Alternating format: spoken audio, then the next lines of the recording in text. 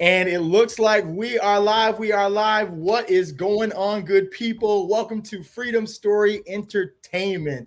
You guys, this is a channel where we try to have all sorts of fun, dealing with all kinds of stuff: Star Wars, Marvel, whatever's going on in the entertainment world. And I'll tell you, one of the biggest Star Wars fans that I know is my buddy Guardian. I've got on the channel, so we try to sit down and do Galaxy Gab with Guardian every once in a while. So Guardian, say what's up. What's up? uh, well, you guys, today, I mean, if you don't know what's been going on, I don't know where you've been. We've held off our conversation until the whole show was done, but we are going to be talking about none other than, that's right, Obi-Wan Kenobi, the show that just finished. What? How many parts was it? Six. Like 6 parts. Yeah. On Disney Plus. If you haven't seen it already, I'm sorry, you're not a Star Wars fan. What are you doing? I don't know. Or maybe you've had like some serious life situations going on. I don't know. I don't want to judge, but I'm judging. So you should go watch it before you watch this conversation. Unless you're one of those like fans who's like, I've got a friend who's really weird who, I mean, likes the spoilers. Yeah, like prefers spoilers before she watches the stuff. I'm like, I mean, no. I'm not like one of those people who get like really angry if I like find a spoiler before I watch it, but I'm not one of those people who, like, go out looking for it, if you know what I mean. Yeah, no. And like for me, I find what happens is if I already know what's going to happen, it just makes it less interesting for me. Yeah. Because I don't like predictable storylines. I don't like, the stuff where it's like I know how this is going to go. So I love to be surprised. And I don't know, we had some cool stuff that was going on in this series. So let's just go ahead and dive right in here, Guardian. Off the jump, like from the beginning, what is your take on Obi-Wan? Did you like it? Honestly, I liked it, but there is definitely a lot of things that could have been done better, in my opinion. For like the big Obi-Wan Kenobi show we've been hearing about for years, I feel like it didn't exactly live up to the hype that we were all expecting it to be. Yeah, I think I would agree with that because this was above all the, like, I'm a big Marvel fan as well as many people who follow the channel might know. And of all the things that have been coming down the wire with, like, Spider-Man No Way Home and, it's always been Kenobi just looming in the background. Yeah. And that's like been like, yeah, this is great. That's cool. But when Kenobi comes out, when Obi-Wan Kenobi drops, that's going to be everything. And I would agree with you. While I enjoyed it, it didn't hit that, hit that marker. I remember seeing this comment somewhere, and it stuck to me ever since. It was, if Kenobi doesn't do well, Star Wars Disney is just over. Really?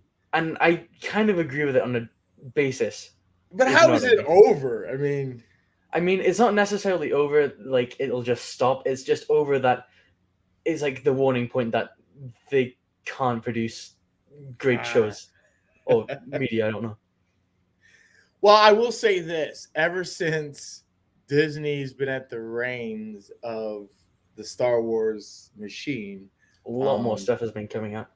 Yeah, more for sure. They've been spitting stuff out, but at the same time, like, it's not necessarily as great as what we had.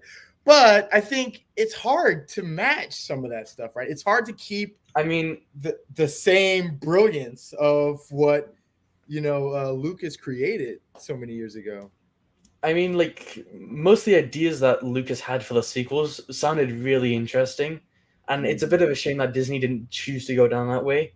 Right. But at the end of the day, I don't think anything Lucas could have even created today could have lived up to something like The Empire Strikes Back. Right. I mean, right. There's a reason that's like one of the greatest films. Yeah. Like when you look at people in their top 5s, top 3, whatever, like it's always Empire up there. Yeah. So let's break down Obi-Wan a little bit, shall we? One of the characters that they, surprising to me, spent a ton of time on, and maybe it shouldn't be surprising, was Leia. Like, they went in detail on the story and the interaction between Obi-Wan and Leia. And personally, I was a fan of the casting of Leia. I thought Similar to probably your thoughts of what's the character from Bad Oh, Batch that you were not Omega, Omega. Omega. Similar to Omega, she's definitely annoying. Like Yeah, she's heavy on the annoying vibes. But I thought the strong-willed nature of Leia really came through. Like you know what, I'm gonna kind of do what I want, and I'm not scared of you, and you know, all that sort of stuff definitely really came through. And she kind of looked like her too. What yeah. were your thoughts of Leia? I mean, I feel like Leia, she definitely felt like original trilogy Leia, like strong-willed leader. Like Yeah, it definitely felt like the same thing, but maybe it was too much for like a kid that age. yeah, yeah, Because I think she's only 10 years old in the show. yeah. And she looks like a little 10. Like I was like, Yeah, man, you're really petite. I mean, I found it really funny. Like I think it was the second episode, and Obi-Wan commented that like she was really smart or something. So Yeah. I loved how like self-aware the show was. Right, right, right. So it They was know, definitely like, intentional. yeah, we casted. Yeah. Yeah, cool, cool. Um, I thought one of the things kind of related to the Leia casting as well that we didn't see enough of Luke, and I'm thinking my personal opinion is that's because they're saving that for season 2, and they kind of led us up to that maybe with him Oh, and finally like yeah. meeting, you know, at the end, like, oh, you I want to mean, meet him? I mean, in the comics, there has been like several times where Obi-Wan has saved Luke. I Okay, think I'm pretty sure I mentioned this in the Book of Boba Fett episode.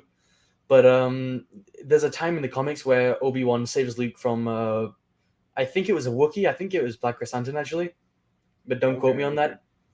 So there has been times where like Luke and Obi-Wan have like interacted. So Obi-Wan has always been on Tatooine watching Luke, but I just don't see what they could do for Obi-Wan season 2 because they can't bring back Vader because I think they left it on a pretty strong suit, and bringing back Vader even more just would, I feel like, would ruin like the magic of Right, right. Obi-Wan and Vader's interaction in New Hope. So you don't think they're gonna do a season 2, or you have no idea what they would do? I mean, if they did it, it would either be more generic, like Inquisitor stuff, which I don't really want to see, if I'm honest. So you weren't a fan. Okay, let's jump to him. You You weren't a fan know of the who Inquisitors. we are. Like I I love this You mean, part. know Hold what on. we do? You hunt Jedi. the Jedi Inquisitors hunt and Rebels, Yeah. amazing. So I thought they actually did a really good job, like specifically with like this guy and one of the others of like embodying in a live action form the Inquisitors. But you weren't a fan. Yeah. I mean, I feel like they were done better in Rebels, which is where they originally like starred. Like the Yeah. Grand Inquisitor in Rebels felt nothing like he did in Kenobi, and I'm not sure if that's Mhm. whether the casting choice of the actor. It just didn't feel like the same character. If you Okay. get what I mean. Okay. Because in I Rebels, get what you're saying. he was a lot more like Dooku-esque, if you know what I mean. Right. Right. So what did you think about Riva? Now we're seeing kind of her. I mean, showing up here. I liked the idea of the character. I think it could have just done with better writing, if I'm honest. Yeah, I get. I mean, so a lot of Riva's scenes for me were very dramatic, Yeah. and maybe a little over dramatic. Yeah. And I did really like the fact that they made her, her story, you know, as a youngling. Well, first of all, the Order 66 scene, like actually seeing that Oh, live action finally. I mean, that was really good. I'm not gonna lie. Yeah, Yeah, I really enjoyed that. I mean, that was they've cool. been teasing us every now and again, especially in the Book of Boba Fett with the Grogu Yep. flashback, and now they're doing it again with us in Obi-Wan. I had no. It's amazing. Yeah, that was super cool, and I thought it was cool that they made Riva one of those younglings, and you're kind of seeing, and she had an interesting character in that it's like you're not a Jedi anymore, but you're not really a Sith because you're like going against them, but you're definitely Yeah. not leaning into your Jedi anymore because you're all emotion and hate I and mean, rage. it's more like Maul if you think about it, where she's still consumed Yeah. by hate, but she doesn't Yeah. follow the teachings of the Sith that much anymore. Right. And it's almost like the enemy of my enemy is my friend type of Yeah. situation, right? Yeah. I could see that. A bit more Maul than you would say like Ahsoka was, where Ahsoka Yeah. was kind of not so much a Jedi anymore. Those two were kind of sitting in the middle, on Yeah. opposing sides. I'm pretty sure Yeah. Ahsoka became a Grey Jedi, which is basically the in between. Yeah, that makes sense. I didn't know anything about that, but that's why I have you, my friend, to illuminate me in the I know ways of too the much. Force. I'm too All powerful to right. get to life. Well, hey, speaking of too powerful, let's get to some of the Vader-ish stuff. So we had a pretty cool flashback scene where we've got Hayden Christensen. I was waiting to see, like, are we actually going to have him? Or is he, like, supposed to just be in the costume the whole time? Is that all we're going to get out of him? So it was good to actually see him. However, I think it became, like, the most, like, trolled scene. Oh, yeah, of 100%. the series because he's kind of ancient looking. I mean, I feel like Obi-Wan got worse treatment. That mullet is not doing too well in 2022. It looks good in 2002, but just it doesn't hit the same anymore. Yeah. But I mean, I guess it makes sense that it doesn't, because I mean, that's what he was supposed to look like. He's not supposed to, like, right now look like he's in style, you know. I even saw some people online doing some deep fakes of Hayden Christensen to de-age him. I think trying to get a gig like the guy who got hired for Luke. Yeah. Yeah. So, but I've seen too many of them now, and it's like, and it's not as good. You guys are trying to replicate the magic. You all saw the same thing with Cad Bane, where they tried to restore him to his Clone Wars counterpart. Yeah. I still can't get over the Cad Bane from Book of Boba. That was amazing. Yeah, I hope he's not done. Well, okay, so we had flashbacks, and then we had some of the real thing with Vader, kind of them giving us, like, clips of him, you know, getting geared up and becoming Vader. And what did you think of some of that and just Vader's portrayal overall? I am so happy they brought back the James Earl Jones voice. That made my day when I first heard it.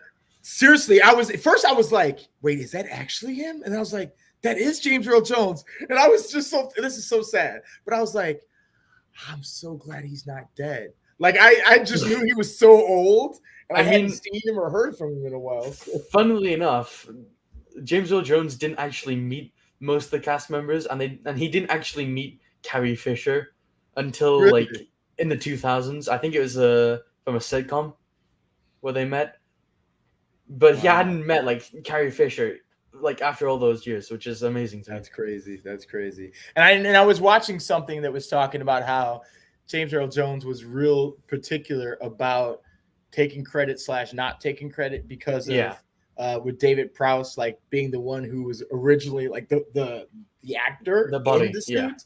And even before they had put James Earl Jones' voice in there, it was David Prowse's voice, and he didn't even know that they weren't going to use his voice at first. Yeah. So I was like, oh wow, that's wild. I don't think it was actually James Earl Jones. I think, if I remember rightly, it was only like, I think it was a machine that made the voice sound more like James Earl Jones. Wait, no, it was James Earl Jones, but they then added some machine stuff to his voice to make it more motorized or whatever. Yeah, exactly. Yeah. So when we first kind of see Vader show down with Obi, finally, where it looks like, okay, but it's early on, but it looks like, okay, here's a fight scene about to go down. There was I think it was part 3, if I'm looking at my episode guide right here, where they kind of show down. So there was this weird moment that I just still can't get over, and I talked about it on my podcast, Good Dad Bad Dad podcast. If you guys haven't already checked that out, you can go to gooddadbaddadpod.com. But me and my homie Eric were talking about it, and like how amazingly powerful we know Vader to be, right?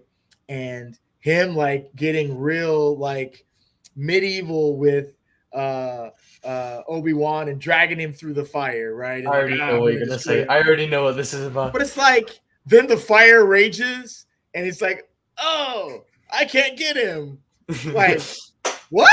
I mean, there's a couple of scenes like that which really like just took me out the scene where I think it was episode 4 where I can't remember the character's name because it just didn't stick with me. But like the woman like killed these 2 stormtroopers whilst everyone was like in front of her just doing their stuff. I'm surprised they didn't Yeah, hear it, yeah. or at least notice that she came back without like the 2 interrogation officers. You're talking while they're at the like in that control room or Yeah, whatever. yeah, Yeah, I yeah. totally remember that scene. It's like, okay, all right, sure. And then there's the jacket situation where Obi-Wan literally walks past two Inquisitors with Leia Just- sticking out by his side. Yeah. It was so obvious he didn't fit. It's like the way that we're supposed to just suspend our disbelief when Superman puts on his glasses. That now no one recognizes that that's Superman anymore. It felt that felt more believable, at least. Yeah. Yeah, no, I'm with you, man. So I just was like, wow, that's interesting that it's like, oh, fire. Like, are you having flashbacks from how you got burned? Or are you now just like teasing him and like playing this game with him? Because like literally, like you could have choked him through the fire. Like you wouldn't even have to touch him. He could have literally just pushed him back into the fire. Yeah, like it's like I don't understand. So in that moment, trying to just like go along with it, I was like, okay, I'm just believing he's got a grand plan for how he wants to do away with Obi-Wan, and this wasn't going to be the way. Fine, so be it. So we'll get to how that goes on later. So yeah. So as the show kind of progresses, we start to see more and more being revealed about some of the characters. The one who's supposed to be like the spy that's helping, and which is the one that you couldn't remember the name, and I still can't remember. Was it like Verla or Virla or? I have no idea. I honestly, some of those characters just weren't memorable to me whatsoever. Yeah. I only remember that one guy in the speeder in episode 4 that died because everyone just made it a meme.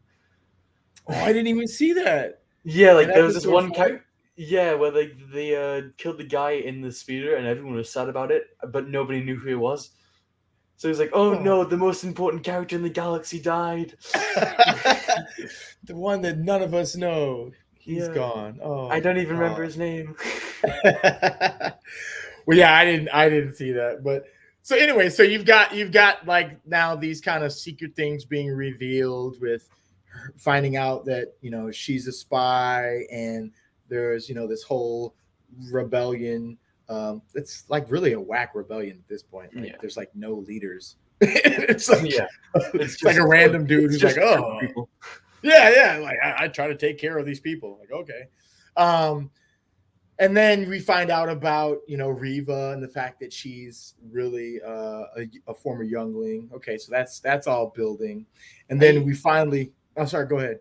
I personally believe that some of the fight scenes in Kenobi they didn't feel like right because I felt like the camera was too shaky to understand anything. Like in episode, I think it was 5 when they first entered the base, they shook the camera so much, I think it gave me nausea a little bit. Like they're trying to make you feel like you're there, but it was like I didn't need that much. All I could see was just the camera going like this while they're all running, and I couldn't watch it. I had to skip ahead, otherwise I thought it'd be sick. Oh man! So note to anybody who hasn't seen it yet: take your vertigo pills before part 5. Yeah. It either felt cheap, sloppy, or just nauseating. I'm not sure what they were going with there. I gotta watch it again for sure. Not to look for the nauseating moments, but I will be now. But because I want to evaluate again the whole Vader Obi-Wan dynamic to see if I was just being a quick judge of the situation. Because then the final fight happened. We'll go ahead and jump to that. And let's see. I mean, there was a lot of really cool moments in that. But like, okay, this right here is jumped ahead a bit. But like, let me see if I can go back. The part where this might be too far back, but anyways, the part where Obi-Wan gets trapped under the rocks, like, I'm sorry, I don't follow how I'm supposed to believe that, first of all, that Vader, here, we'll stop this. That I'm supposed to believe that Vader traps him under the rocks. So I can buy that. I can totally buy that. All the rocks fell on him and like Obi-Wan, you know, he's not yet in that moment. He's not yet at like full Obi-Wan capacity, right? He's gaining, but he's not there yet. But please tell me how Vader, who's like one of the most powerful Sith that we've come into contact in a lot of these shows. Could just freeze the rocks. Yeah, but like he could sense Obi-Wan in ships far away. He knew that in this moment he couldn't tell that Obi-Wan was alive under these rocks. I mean, he could literally sense Ahsoka, who he thought was dead, in another ship, and he just didn't. He knew she was alive, even though like it wasn't public knowledge. Right. And suddenly he can't do that anymore. Like, and he's like, and Obi-Wan is actively using the Force to keep these rocks from killing him. So it's not even that he's just there. Like, there's a significant amount of Force energy that is being used to stay alive. And Vader's like, all right, well done. I guess and he's dead. Yeah, but then that takes me back to, okay, and if that's how you were going to kill him, why in the world would you not just kill him back at the fire in such a whack way? Like, why are you gonna like kill him under rocks? It's there so, was like, the moment where he could have ended everything in episode, I think it was 4, where he grabbed the ship and like whilst it was like trying to fly away. Why did he just? It was a reference to the Force Unleashed where Starkiller. Where they're both sitting there like. Ah! Yeah. I mean, why didn't he just slam the ship into like a building or something and just crash it? He could have ended everything.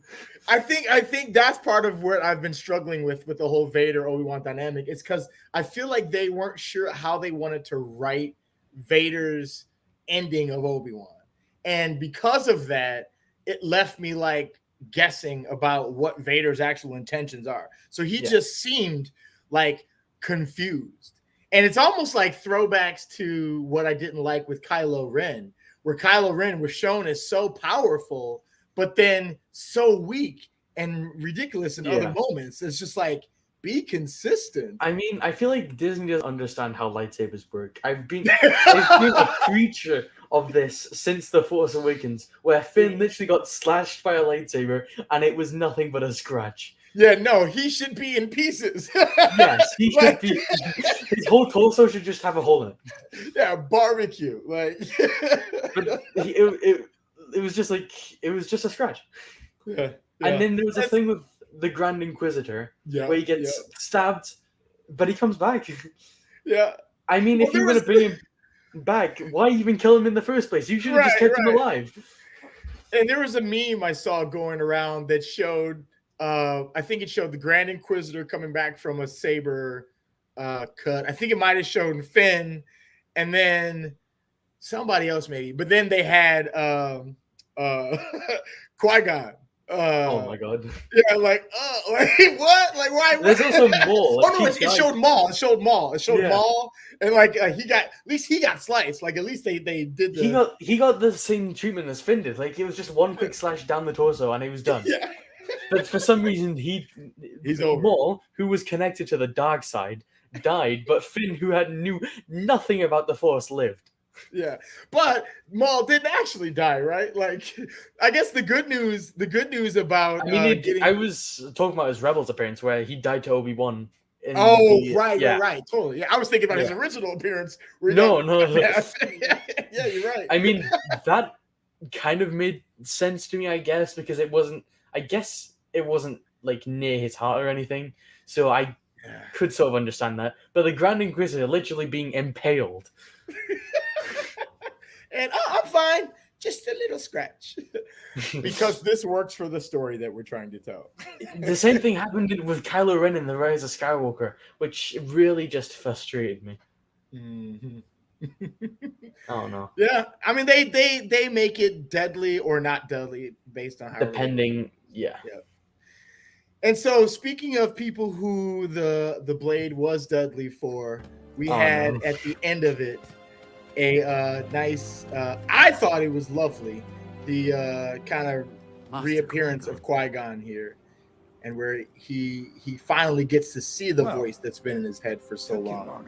So, what did you think about this appearance here? I screamed when I first saw it. Yeah. Yeah, it was like, yes, like that really gave you like prequel, vibes. Like it was like, okay, yes, this isn't just like this extra thing. This is This is all I part of mean, that. we haven't seen him since The Phantom Menace, which came out in like 1999, if I'm pretty sure. Oh my So gosh, that's that's so long. 23 years since we've last seen Qui Gon Jinn. Wow. I mean, we saw And him in the Clone Wars. he looks age appropriate too. Like Yeah, he looks I'm like, fine. yeah. Obi-Wan really got it bad. Yeah. Hayden Christensen. His Oh no, age hit him like a dumpster truck. yeah, he looks old. He looks old. I felt for him. Well, I mean, okay, so before we wrap on all Star Wars talk and shift gears even to some other projects, any last thoughts, things that you wanted to share about Obi-Wan before we move on?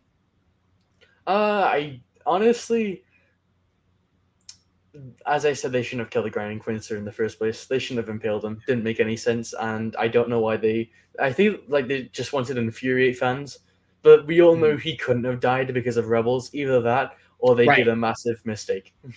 Right, where they rewrote Rebels isn't canon apparently. Yeah, that's one of the things that I think hurt the stakes of this show. Like as I'm watching all of the Vader Obi-Wan fights, no one's gonna die. Neither of them gonna die. So it's like I'm not like, oh my gosh, what's gonna happen? It's just like, okay, how are they gonna both walk away from this? It's the problem with all prequels, really. At the end of the day, it's not something they could have really avoided. I mean, I saw this really funny post where they were talking about the finale, and they're like, "Oh, is Luke Skywalker gonna die in the finale?" And they were genuinely serious. I'm like, oh. You know, the only way that I've seen prequels done really well is when they actually center the prequel around completely different characters. Characters that you don't already know, but then make their story like at the core of this story. And I think the perfect example of that is Rogue One. I mean, I'm not sure if you've heard of it, but I was thinking Red Dead Redemption 2. Oh, you know, are you talking about the game? Yeah. So I have heard of it. I actually have only played the first one, so I didn't even know the second one was a prequel. Yeah, it was it's set around a completely different character, but it still like features John. Gotcha. So like there was definitely stakes because we were introduced like to a pretty new bunch of characters, which we didn't know the fates of, but we still had the old ones. So you had this balance of stakes in there, which I felt was like a good mix. And I feel like if they did the same treatment for Kenobi or Obi-Wan, I feel like it would have been a little bit better. Like introduce characters that were actually likable, and they tried to, but we just didn't care about the characters they introduced, and they killed them too quickly. Like they should have given them a little bit more space in the actual universe. So like say start them in Kenobi, maybe get them in on one of the future projects, and then kill them somewhere else. Right, so, right. Have this little storyline with them. Right. I think that makes a ton of sense. And like I said, I think Rogue One was an example where they did a good job. Where like you were tracking with Jyn Erso's character that whole time. And like I really started like feeling something. So then we get to the end and like it hits they're gonna die. Like it's like, oh man, like dang, that sucks. But having said that, now they're doing like a prequel to the prequel, right? Yeah. They're going to give us now the story of Cassian Andor. And we know where that ends because it ended right there next to Rogue One. Yeah, in Rogue One. So they did drop an amazing trailer. And I don't know if this is going to make my video get blocked or something, but I want to go ahead and watch that real quick with you. Sounds good. I loved this trailer. I don't think I've seen it, actually. Oh my gosh. Well, I'll shut up.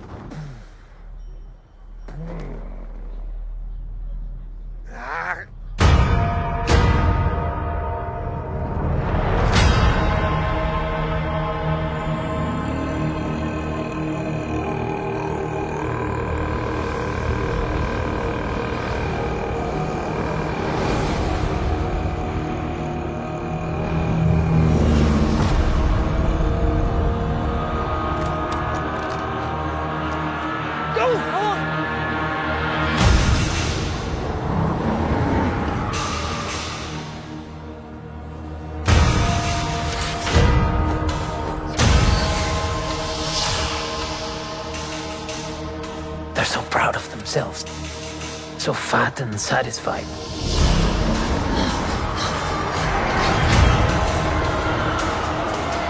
They're everywhere. watching me now.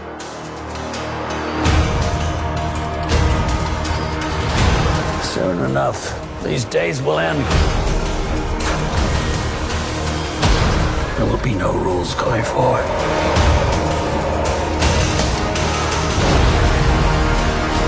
People are standing up.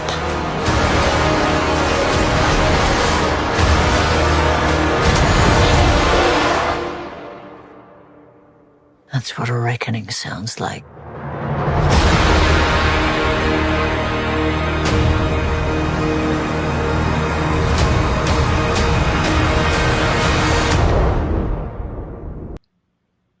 Yo. So what do I'm you not think, sure man? if I'm not sure if you saw my face during that, but I definitely recognized a couple of things in there.